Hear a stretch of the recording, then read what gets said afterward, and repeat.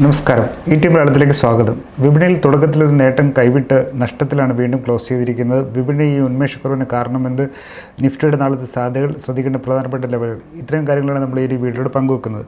നമുക്ക് ആദ്യം വിപണിയുടെ ഇന്നത്തെ ഒരു പ്രകടനം നോക്കുകയാണെങ്കിൽ ഒരു മൈനർ 24,900 എന്ന ഒരു നിർണായക നിലവാരത്തിൽ നിന്നൊരു മൈനർ ബൗൺസ് ബാക്ക് ഇന്നലെ കണ്ടതിന് ശേഷം ഇന്ന് കൂടുതൽ ഉയരങ്ങളിലേക്ക് പോകാൻ കഴിയാതെ മാർക്കറ്റ് അല്ലെങ്കിൽ വിപണി തിരിച്ചടി നേരിടുന്നൊരു കാഴ്ചയാണ് കണ്ടത്. അങ്ങനെ ഒരു നഷ്ടം രേഖപ്പെടുത്തിയാണ് ക്ലോസിംഗ് രേഖപ്പെടുത്തിയിരിക്കുന്നത്. തുടക്കത്തിൽ ഒരു പോസിറ്റീവ് നോട്ടിലാണ് ഓപ്പൺ ചെയ്തതെങ്കിലും കൂടുതൽ ഉയരങ്ങളിലേക്ക് പോകാൻ കഴിയാതെ വിപണിയിൽ ഒരു സമ്മർദ്ദം രൂപപ്പെടുന്ന കണ്ടു. പിന്നത്തെ ഒരു ദിവസം മുഴുവൻ നോക്കുമ്പോൾ ഒരു വിൽപ്പന സമ്മർദ്ദം പ്രകടവുമായിരുന്നു. അപ്പം അതിൻ്റെ ഒരു സ്വാധീനത്തെ തന്നെ ഇന്നത്തെ ഒരു ഏറിയ പങ്കും ഒരു വോൾട്ടൈലായിട്ടുള്ള മാർക്കറ്റ് ഒരു മൂവ്മെൻറ്റാണ് നമുക്ക് വിപണിയിൽ കാണാനായത്. അങ്ങനെ ആ ഒരു വീക്കർ ബയസിൽ തന്നെ ആണ് ഒരു ദുർബലമായ ഒരു അവസ്ഥയിൽ തന്നെയാണ് ഇന്നത്തെ ഒരു ട്രേഡിംഗ് സെഷൻ്റെ കൂടുതൽ ഭാഗവും നമുക്ക് കാണാനായതും. അപ്പം ഇന്ന് നിഫ്റ്റി നോക്കുകയാണെങ്കിലും NSE പ്രധാനപ്പെട്ട സൂചിക അല്ലെങ്കിൽ മുഖ്യ സൂചികയായ നിഫ്റ്റി നോക്കുകയാണെങ്കിൽ 25,035 ആണ് ഇന്നത്തെ ഒരു ഡേ ലോ. 25,182 ഏകദേശം ആ ഒരു ചെറിയ 150 റേഞ്ചിനുള്ളിലാണ് ഇന്ന് മാർക്കറ്റ് കൂടുതലും ഒരു ചാഞ്ചാടി നിന്നത് നമുക്ക് കാണാം. ഇപ്പോൾ എന്തായാലും ഒരു ഇൻവെസ്റ്റർ സെൻറ്റിമെൻറ്റ്സിൻ്റെ ഒരു കോഷനെ തന്നെ അല്ലെങ്കിൽ ജാഗ്രതയെ തന്നെ സൂചിപ്പിക്കുന്നൊരു ഘടകം തന്നെയാണ്. NSE നിഫ്റ്റിയുടെ സൂചികയുടെ ഭാഗമായ 50 ഓഹരികളിൽ അല്ലെങ്കിൽ ഏറ്റവും ബ്ലൂ ചിപ്പ് ഓഹരികളുടെ ഒരു കാര്യത്തിൽ നോക്കുകയാണെങ്കിൽ Eternal, HDFC Life, Titan Company, Hindalco Industries, Bharat Electronics തുടങ്ങിയ ഓഹരികളാണ് ഇന്നൊരു നിഫ്റ്റി സ്റ്റോക്കുകളുടെ കൂട്ടത്തിൽ നേട്ടം രേഖപ്പെടുത്തിയത്. മറുവശത്ത് Shriram Finance, Jio Financial, Eicher Motors, Adani Ports, Tata Motors തുടങ്ങിയ ഓഹരികൾ നഷ്ടം നേരിടുകയും ചെയ്തു. മാർക്കറ്റ് ഇങ്ങനെ നിൽക്കുന്നതിന് ഒരു പ്രധാനപ്പെട്ട കാരണം നോക്കുകയാണെങ്കിൽ ഇന്ത്യ US ട്രേഡിൽ സംബന്ധിച്ചുള്ള ആ ഒരു ഔദ്യോഗിക പ്രഖ്യാപനം വരാത്തത് തന്നെയാണ്. US ഭാഗത്ത് നിന്ന് നോക്കുമ്പോഴും ഇതുവരെ നെഗറ്റീവ് കമൻറ്റ്സ് ഒന്നും വന്നിട്ടില്ലെങ്കിൽ പോലും മാർക്കറ്റിനെ ഉത്തേജിപ്പിക്കാൻ കഴിയുന്നില്ല. അല്ലെങ്കിൽ ആ ഒരു കഴിഞ്ഞ 2-3 മാസത്തിലേറെയായി വിപണി ഉറ്റുനിൽക്കുന്ന ഇന്ത്യ US വ്യാപാര കരാർ സംബന്ധിച്ചുള്ള പ്രഖ്യാപനം വരാത്തത് ഒരു നെഗറ്റീവായിട്ട് തന്നെ കരുതുന്നു. ഇപ്പം ലേറ്റസ്റ്റ് വന്ന റിപ്പോർട്ടുകൾ പ്രകാരം 6ാം ഘട്ട ചർച്ചകൾക്കായി US ഡെലിഗേറ്റ്സ് ഇന്ത്യയിലോട്ട് വരുന്നുണ്ട്. പക്ഷേ അത് ഓഗസ്റ്റ് പകുതിയോടെ എത്തുമെന്നാണ് കേട്ടിരിക്കുന്നത്. അങ്ങനെയെങ്കിൽ ഓഗസ്റ്റ് 1 എന്നുള്ള ഡെഡ് ലൈൻ ഇന്ത്യക്ക് വേണ്ടി വീണ്ടും മാറ്റപ്പെടുമെന്നുള്ളൊരു സൂചനയും അതിലുണ്ട്. പക്ഷേ അക്കാര്യത്തിൽ സ്ഥിരീകരണം പറയേണ്ടതുണ്ട്. അപ്പോൾ എന്തായാലും ഈ നമ്മൾ ഇന്ത്യൻ വിപണിയിലൊരു ഫർദർ ട്രിഗർ അത് തീരുമാനം വരുന്നതിന് അനുസരിച്ചിട്ടായിരിക്കും പോസിറ്റീവ് ഒരു ഫേവറബിൾ ഔട്ട്കമാണ് ഉണ്ടാകുന്നതെങ്കിൽ അതനുസരിച്ചിട്ടുള്ള ഒരു പോസിറ്റീവ് ട്രിഗറിനായിട്ടാണ് മാർക്കറ്റ് കാത്തിരിക്കുന്നത് തോന്നുന്നു. അതേപോലെ തന്നെ മറിച്ച് ഇന്ത്യക്ക് കൂടുതൽ നേട്ടമില്ലാത്ത തരത്തിലുള്ള വ്യവസ്ഥകൾ ഉൾപ്പെടുത്തിയുള്ള വ്യാപാര കരാറാണ് വരുന്നതെങ്കിൽ അതനുസരിച്ചുള്ള നീക്കവും വിപണിയിൽ പ്രതീക്ഷിക്കാം. ആ രീതിയിലുള്ളൊരു മാർക്കറ്റ് സെൻറ്റിമെൻറ്റ്സും മൂവ്മെൻറ്റുമാണ് നമുക്ക് കാണാൻ കഴിയുന്നത്. ഇതിനിടയിൽ ഗ്ലോബൽ മാർക്കറ്റിൽ നിന്നുള്ള സപ്പോർട്ടുകൾ നമ്മൾ നോക്കുകയാണെങ്കിൽ US-ഉം യൂറോപ്പും തമ്മിലുള്ള ട്രേഡിൽ സംബന്ധിച്ചുള്ള ഇപ്പോൾ ചുമത്തിയിട്ടുള്ള അധിക നികുതി കുറയ്ക്കുന്ന തരത്തിലോ കൂടുതൽ അമിക്കബിളായിട്ടുള്ള ഒരു പാക്കേജിലോട്ട് US-ഉം യൂറോപ്പും എത്തിച്ചേർന്നാൽ അത് ഗ്ലോബൽ മാർക്കറ്റെ സംബന്ധിച്ച് ഒരു ഡയറക്ഷൻ എടുക്കാനുള്ളൊരു സാധ്യതയാണ്. അത് ഒരു പരോക്ഷമായി നമ്മുടെ വിപണിയെ സ്വാധീനിക്കുന്ന ഘടകമാണ്. അപ്പോൾ എന്തായാലും ഇന്ത്യ US ട്രേഡ് ഡീൽ സംബന്ധിച്ച് പ്രഖ്യാപനം വരാത്തതും 1ാം പാദ ഫലങ്ങളിൽ നടപ്പ് സാമ്പത്തിക വർഷത്തെ ജൂൺ പാദ ഫലങ്ങളിൽ 1ാം പാദ കോർപ്പറേറ്റ് പ്രവർത്തന ഫലങ്ങളിൽ നിന്നും ഒരു വലിയ രീതിയിലുള്ള ആവേശം ലഭിക്കാത്തതും മാർക്കറ്റിനെ സംബന്ധിച്ച് ഒരു കൺസേണായിട്ട് നിൽക്കുന്നു. അപ്പോൾ ഇതിനൊരു പശ്ചാത്തലത്തിൽ നിക്ഷേപകർ ജാഗ്രത പാലിക്കുന്നതാണ് വിപണി ഈ ഒരു രീതിയിലുള്ള ഉന്മേഷക്കുറവ് അല്ലെങ്കിൽ ഇതിന് റേഞ്ച് ബൗണ്ട് ആയിട്ടുള്ള ഒരു ആക്ടിവിറ്റീസ് ചെറിയ കൺസോൾട്ടേഷൻ പാതയിലേക്ക് പോകുന്നുള്ള കാരണം. ഇനി നമുക്ക് ഇന്നത്തെ ഒരു ബ്രോഡർ മാർക്കറ്റിൻ്റെ പെർഫോമൻസ് നോക്കുകയാണെങ്കിൽ പൊതുവിലൊരു ബെയറിഷ് ട്രെൻഡ് തന്നെയാണ് പ്രകടമായത്. നോക്കുകയാണെങ്കിലും അതായത് ബെഞ്ച് മാർക്ക് ഇൻഡിസസിൻ്റെ അടിസ്ഥാന സൂചികളുടെ അതേ രീതിയിൽ തന്നെയുള്ള ഒരു നെഗറ്റീവ് ട്രെൻഡാണ് നമുക്ക് കാണാനായത്. NSEയിൽ ഇന്ന് മൊത്തം ട്രേഡ് ചെയ്യപ്പെട്ടത് 3,257 ഓഹരികളാണ്. ഇതിൽ നേട്ടം കരസ്ഥമാക്കി ഇന്ന് വ്യാപാരം പൂർത്തിയാക്കാൻ സാധിച്ച് 1,279 ഓഹരികൾക്ക് മാത്രമാണ്. അതേസമയം മറുവശത്ത് നഷ്ടം രേഖപ്പെടുത്തിയത് 1,673 ഓഹരികളാണ്. മാറ്റമില്ലാതെ അല്ലെങ്കിൽ അൺചേഞ്ച് 205 ഓഹരികളിൽ നിന്നു. അതായത് അഡ്വാൻസ് ഡിക്ലൈൻ റേഷ്യോ ഒരു നെഗറ്റീവ് നോട്ടിലാണ് ഇന്ന് ക്ലോസ് ചെയ്തത് നമുക്ക് കാണാം. അത് ബ്രോഡർ മാർക്കറ്റിലെ ഒരു നെഗറ്റീവ് സെൻറ്റിമെൻറ്റ്സിനെ കുറയ്ക്കുന്ന കാര്യം തന്നെയാണ്. അതേസമയം ഇന്ന് 52 വീക്ക് ഹൈ, അതായത് ഒരു വർഷ കാലയളവിൽ പുതിയ നിലവാരങ്ങളിലേക്ക് 74 ഓഹരികൾ എത്തിയപ്പോൾ 52 വീക്ക് ലോ ഒരു വർഷത്തെ താഴ്നിലയിലേക്ക് വീണുപോയത് 24 ഓഹരികളാണ്.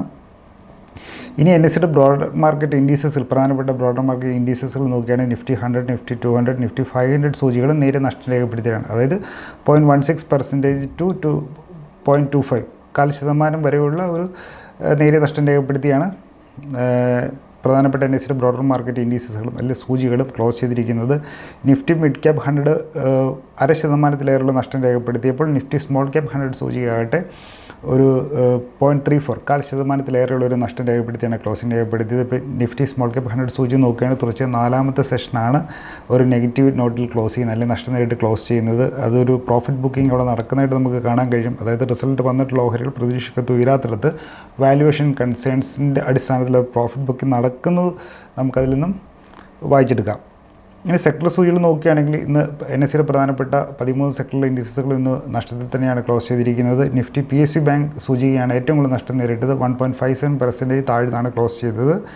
നിഫ്റ്റി ഫാർമ, നിഫ്റ്റി റിയാലിറ്റി തുടങ്ങിയ സെക്ടർ ഇൻഡിസസുകൾ ഇന്ന് 1%-ലേറെയുള്ള നഷ്ടം രേഖപ്പെടുത്തിയിട്ടുണ്ട്. ബാക്കിയുള്ളവയൊക്കെ 1.5%-ത്തിൻ്റെ അപ്പുറമായിട്ടുള്ള നഷ്ടം രേഖപ്പെടുത്തി ക്ലോസ് ചെയ്തു.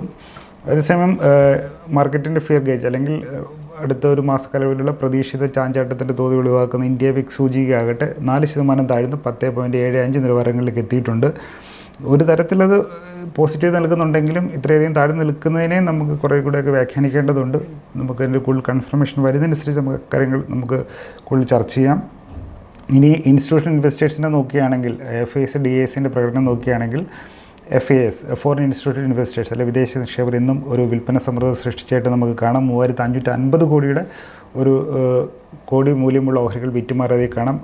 കഴിഞ്ഞ ആഴ്ചകളിലൊക്കെ ഒരു 1200 റേഞ്ചിൽ നിന്നൊരു സെല്ലിങ്ങിൻ്റെ വോളിയമാണ് ഇപ്പോൾ 3500 കോടിയിലേക്ക് മാറിയത്. സെല്ലിംഗ് പ്രഷർ കൂടുന്ന നമുക്ക്, അതായത് കൂടുതൽ ഒന്നാം പാദഫലങ്ങൾ പുരോഗമിക്കുന്ന അനുസരിച്ച് FISൻ്റെ വിൽപ്പന സമ്മർദ്ദം വർദ്ധിക്കുന്നതിന് നമുക്ക് ട്രെൻഡായിട്ട് വായിച്ചെടുക്കാവുന്നതാണ്.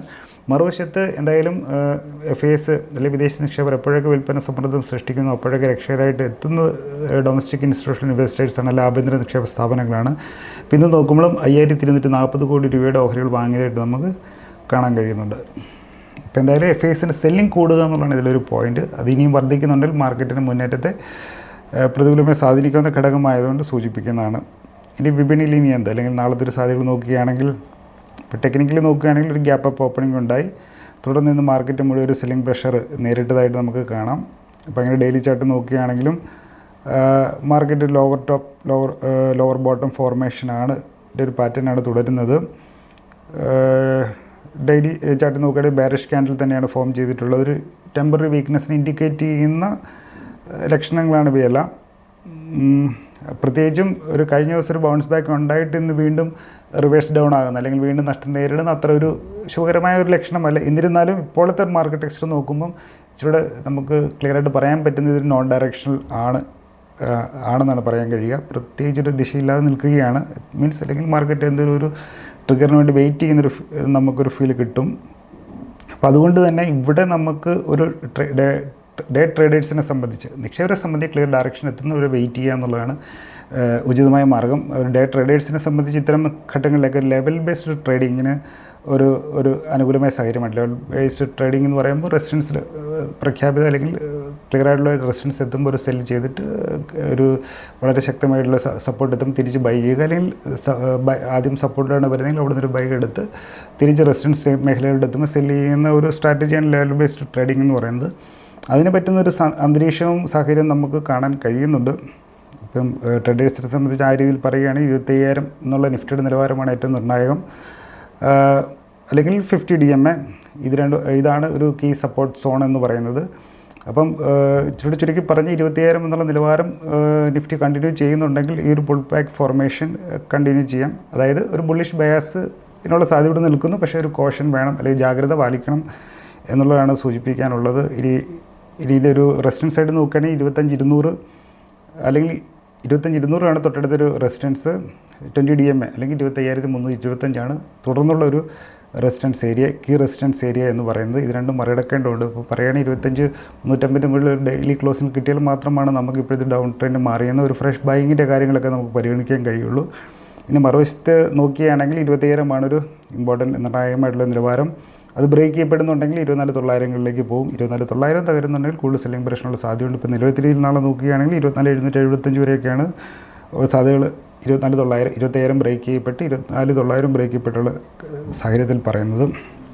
ചുരുക്കി പറഞ്ഞ ബുള്ളിഷ് ബയാസ് നമുക്ക് ഇപ്പോഴും കീപ്പ് ചെയ്യാനുള്ള സാഹചര്യങ്ങൾ തരുന്നു. പക്ഷേ ഒരു ജാഗ്രത തുടരണം. ഫ്രഷ് ബൈങ്ങിനെ കാത്തു നിൽക്കേണ്ടി വരും.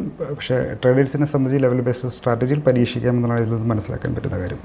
ഞാൻ ഒരു സെബി രജിസ്റ്റേർഡ് അനലിസ്റ്റ് ഒന്നുമല്ല. മാർക്കറ്റുമായി ബന്ധപ്പെട്ട കാര്യങ്ങൾ ഒരു അക്കാഡമിക് പർപ്പസ് ഷെയർ ചെയ്യുന്നത് മാത്രം. ഏവർക്കും നാളെ നല്ലൊരു ദിനമാകട്ടെ എന്ന് ആശംസിച്ചുകൊണ്ട് നിർത്തുന്നു. വീണ്ടും കണ്ടുമുട്ടാം. നന്ദി, നമസ്കാരം.